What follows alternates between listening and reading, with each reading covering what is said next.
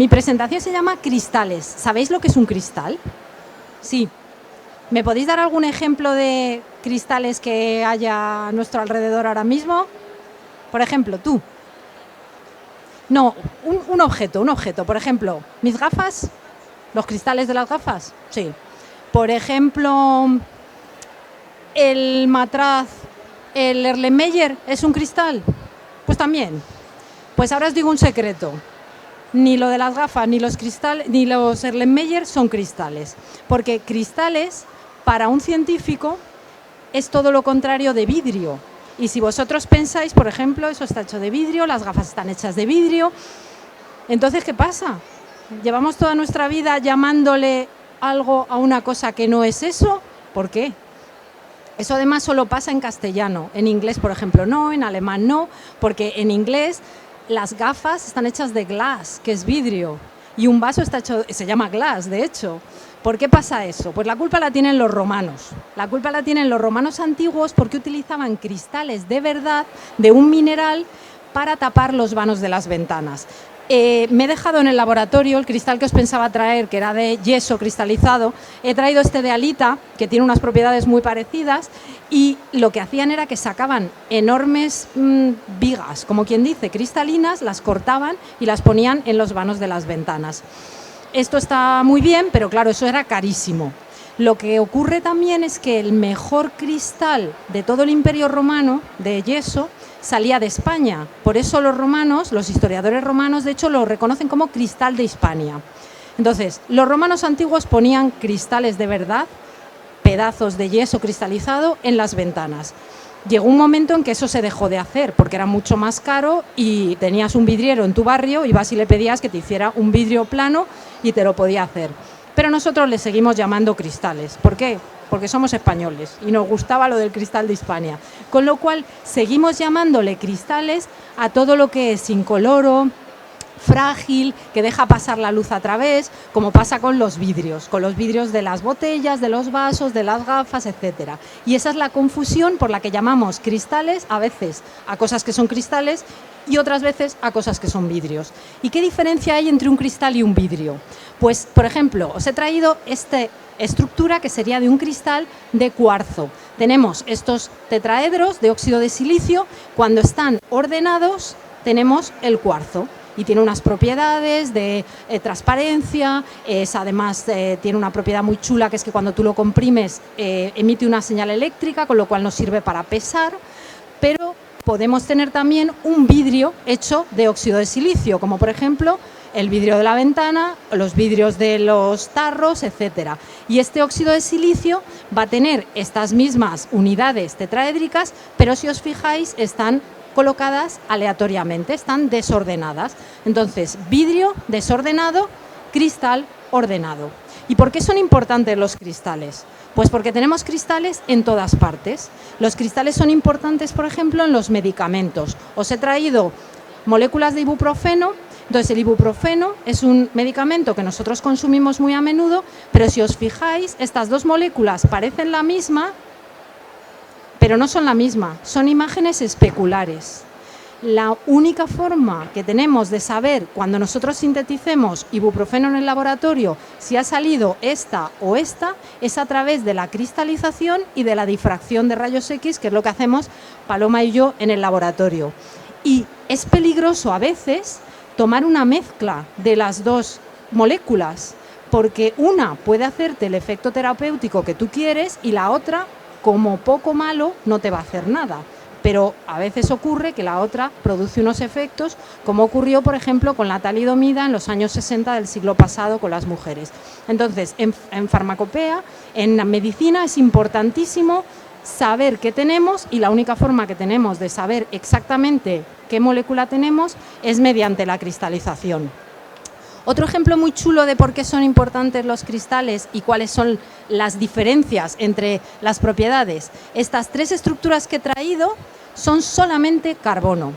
Tendemos a pensar que la propiedad de una sustancia está muy condicionada por los átomos que hay en esa sustancia, lógicamente. No es lo mismo que sea un sulfato, que sea un carbonato, que sea un óxido. Pero ¿qué pasa si solamente tenemos un tipo de átomos? Solamente átomos de carbono.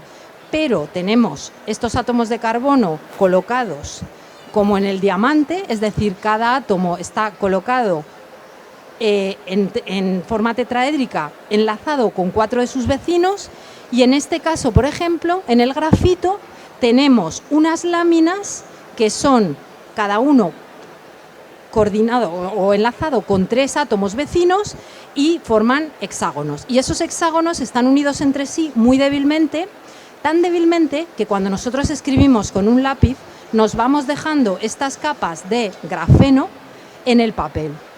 Y claro, las propiedades que vosotros podéis deducir, eso, que la forma en la que están colocados condiciona sus propiedades y, como sabéis, también su precio. Os he traído otra estructura del carbono, solamente carbono, muy bonita, que a mí me gusta también siempre traer, aunque esta no la veis con vuestros propios ojos en la naturaleza, pero también existen algunas condiciones, y es esta bola. ¿Qué parece esta bola? Un balón de fútbol, ¿no?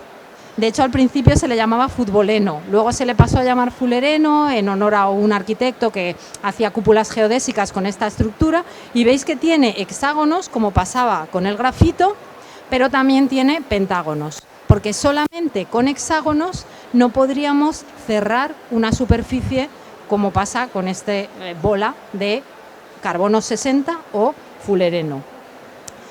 Un cristal que vosotros estáis todos los días usándolo y que a lo mejor no os habíais planteado que también son cristales. Este de aquí, ¿qué es? La sal.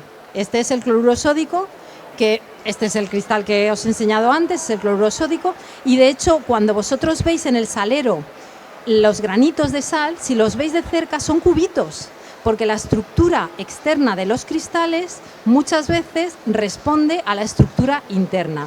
Y este cristal además os lo he traído porque es el primer cristal que se resolvió su estructura cristalina, y que, como os he dicho, es en lo que trabajamos Paloma y yo, y es una técnica que es fundamental para poder caracterizar los sólidos bien, con propiedad.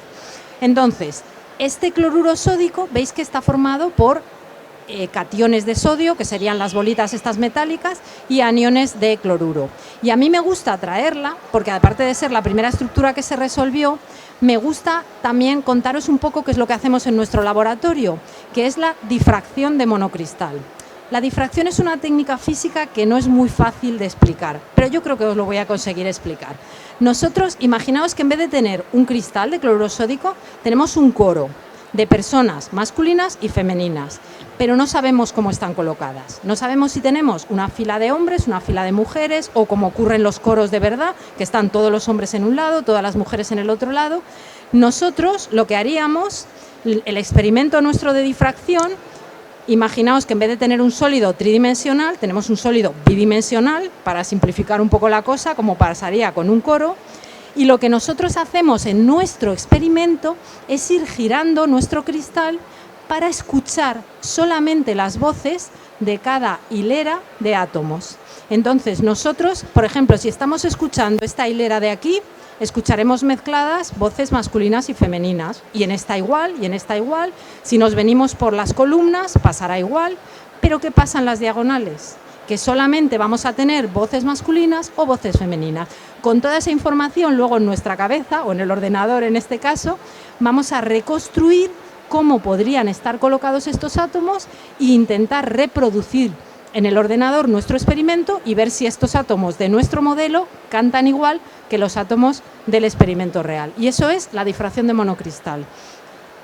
Y ya para acabar, queríamos hacer un experimento de cristalización rápida, porque los cristales suelen tardar mucho en formarse. Queremos 2 voluntarios, porfa. 2 personas que nos ayuden, porque esto es una disolución de cristales que están disueltos, pero están deseando ser sólidos. ¿Tú? Ven, entonces, es una cristalización súper rápida. Coge esta semilla, vamos a echar una semilla, ponte aquí conmigo, para que lo vea todo el mundo bien. Esto es una disolución, ¿vale? Es líquida. Pon tu cristal. Sí, echa, a ver qué pasa. ¿Qué pasa? ¿Están formándose cristales? Totalmente sólido. Y además, mira, está desprendiendo calor, ¿verdad?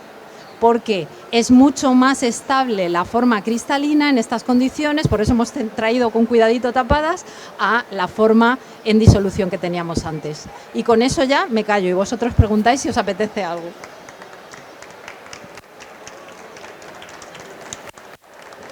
¿Os ha gustado? Sí. ¿Alguna duda, alguna pregunta? ¿Curiosidades?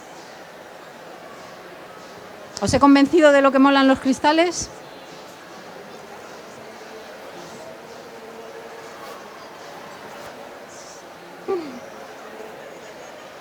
Muchas gracias.